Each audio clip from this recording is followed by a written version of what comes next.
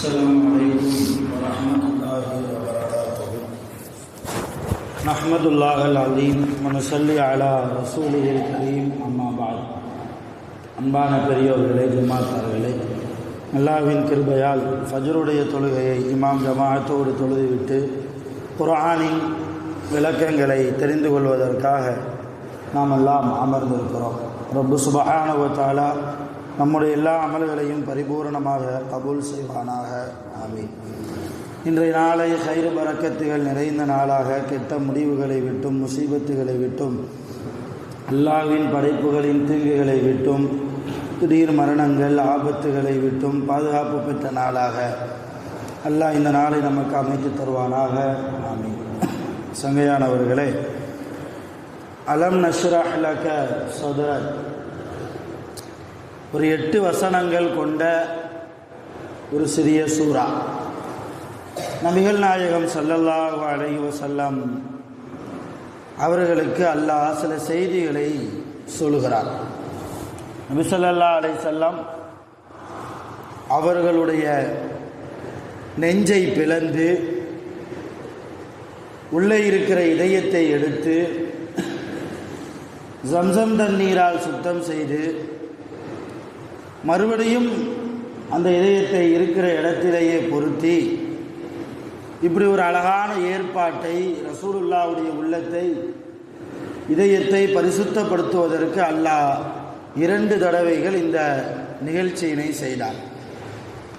ஒரு தடவை நபி ஸல்லல்லாஹு அலைஹி வஸல்லம் அவர்கள் குழந்தை பருவத்தில் ஹலீமத்து ஸஅதியா என்ற அம்மாவிடத்தில் பால் குடித்து கொண்டிருந்த போது அல்லாஹ் இந்த காரியத்தை ஜிப்ரைல் அலைஹிஸ்ஸலாம் அவர்கள் மூலமாக செய்தார். 2வது தடவை இந்த ரஜபுடைய மாதத்தில் மஅராஜுடைய இரவில் அல்லாஹ் இந்த காரியத்தை காபத்துல்லாவில் வைத்து ரசூலுல்லாஹ்வுடைய நெஞ்சை பிளந்து உள்ளே இருக்கிற இதயத்தை எடுத்து ஜம்சம் தண்ணீரால் பரிசுத்தப்படுத்தி அல்லாஹ் இப்படி ஒரு காரியத்தை 2 முறை செய்திருக்கிறார். இதை குறித்து தான் அல்லாஹ் முதலாவது வசனத்திலே சொல்கிறார், அலம் நஷ்ரஹ் லக சத்ரக். நபியே, உங்களுடைய நெஞ்சை நாம் விரிவுபடுத்தவில்லையா? விரிவுபடுத்தவில்லையானா இது நேரடியான பொருள் அல்ல. நெஞ்சை கொண்டு நோக்கம் இதயம், விரிவுபடுத்துதல் என்பதை கொண்டு நோக்கம் பரிசுத்தப்படுத்துதல். இப்போ அல்லாஹ் என்ன சொல்கிறான், நபியே, உங்களுடைய உள்ளத்தை உங்களுடைய இதயத்தை நாம் பரிசுத்தமாக்கவில்லையா? வவலஅனா அன்க விஸ்ரக், உங்களுடைய சுமைகளை உங்களை விட்டும் நான் இறக்கி வைக்கவில்லையா? எப்படிப்பட்ட சுமை? அல்லதி அன்கல லஹரக், அந்த சுமை உங்களுடைய முதுகை முறித்து கொண்டிருந்தது. அந்த சுமை உங்களுடைய முதுகை முறித்து கொண்டிருந்தது. அப்படிப்பட்ட சுமையை உங்களை விட்டும் நாம் இறக்கி வைக்கவில்லையா? என்ன சுமை? அல்லாஹ்வுடைய குர்ஆன் என்பது அல்லாஹ்வுடைய கலாம் இல்லையா? அல்லாஹ்வுடைய பேச்சு தான் குர்ஆன். அல்லாஹ் பேசியது. அல்லாஹ் பேசிய ஒவ்வொரு ஆயத்தையும் தாங்க வேண்டும் என்றால், உள்ளத்தில் ஆக்க வேண்டும் என்றால், அதுவும் ஒரு மலக்குகளின் மூலமாக சாதாரணமான விஷயம் அல்ல. நபி ஸல்லல்லாஹு அலைஹி வஸல்லம் ஆரம்ப காலகட்டத்தில் ஜிப்ரீல் அலைஹிஸ்ஸலாம் அவர்கள் வஹியை கொண்டு வருகிற போது ரசூலுல்லாஹ்வுக்கு மிகப்பெரிய ஒரு பளுவாகவே இருந்தது. வஹி ரசூலுல்லாஹ்க்கு வருதுன்னா ஏதோ ஒரு 50-100 கிலோ வெயிட்டை தூக்கி தலையில் வச்சா எப்படி இருக்கும், அந்த அளவு இருக்குமா ரசூலுல்லாஹ்வுக்கு ஹதீஸ். சில நேரங்களில் அந்த வஹியினுடைய வெயிட்டு தாங்க முடியாமல் ரசூலுல்லாஹ்வுக்கு காய்ச்சலே வந்திருக்கு. சில நேரங்களில் ரசூலுல்லாஹ்வுடைய கைகால் நடுங்கும் வஹி வருகிற போது. சில நேரங்களில் ரசூலுல்லாஹ்வுக்கு வியர்வையா கொட்டும். ஆயிஷா அம்மா மேல ஒரு இட்டுக்கட்டு விஷயம் நடந்தது. ஆயிஷா அம்மாவுக்கும் சஃப்வான் இப்னு முஅத்தல் என்கிற ஒரு அருமையான சஹாபிக்கும் கள்ள தொடர்பு இருக்குது என்று சொல்லி முனாஃபிக்கீன்களுடைய தலைவன் அப்துல்லா இப்னு உபை இப்னு சலூல் என்பவன் மதீனாவில் பரப்பி விட்டாங்க. இது ரசூலுல்லாவை ரொம்ப பாதித்த ஒரு விஷயம். ஆயிஷா அம்மாவுக்கு விஷயம் தெரிஞ்சு ஆயிஷா அம்மா அத்தா வீட்டுக்கு போயிட்டாங்க. அபூபக்கர் சித்திக் ரலியல்லாஹு அவங்க வீட்டுக்கு போயிட்டாங்க.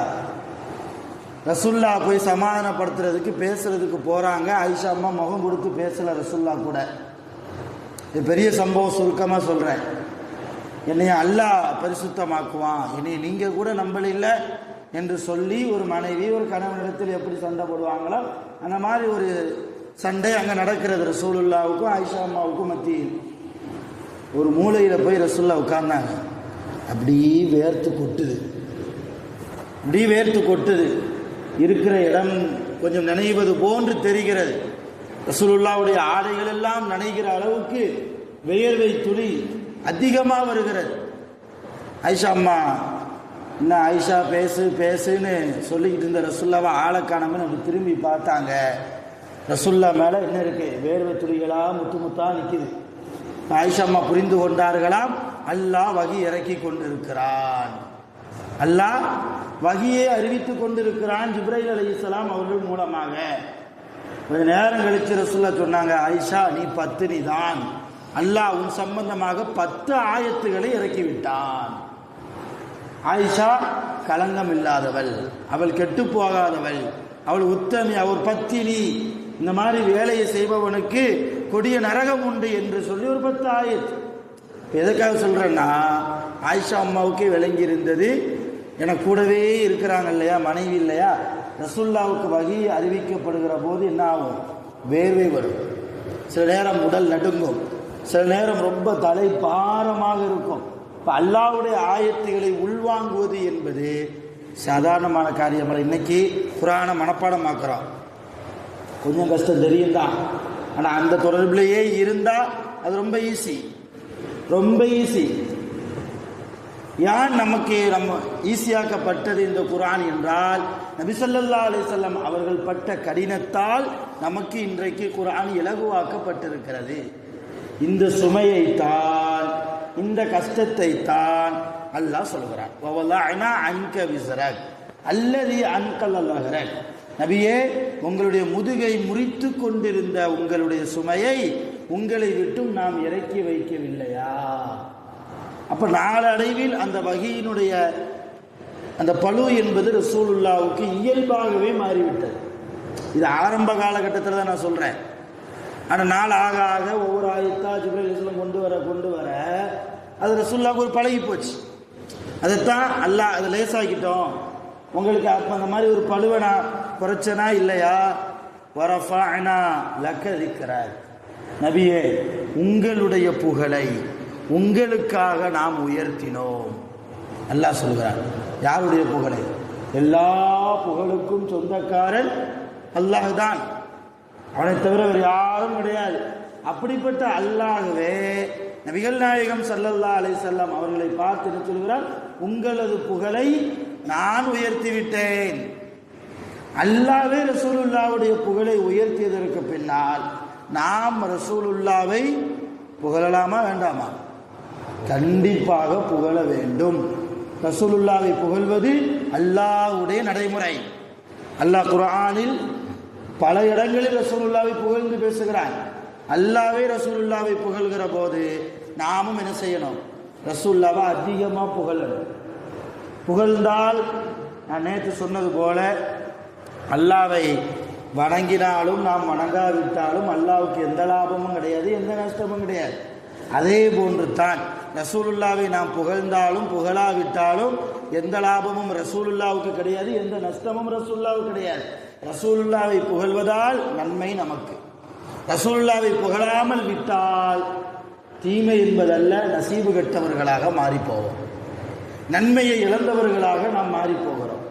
அது அருமையான பெருமக்களே, அதிகமான விளக்கங்களை கொண்ட இந்த ஆயத் வரஃபஅனா, நாம் உயர்த்தினோம் என்கிறான் அல்லாஹ்.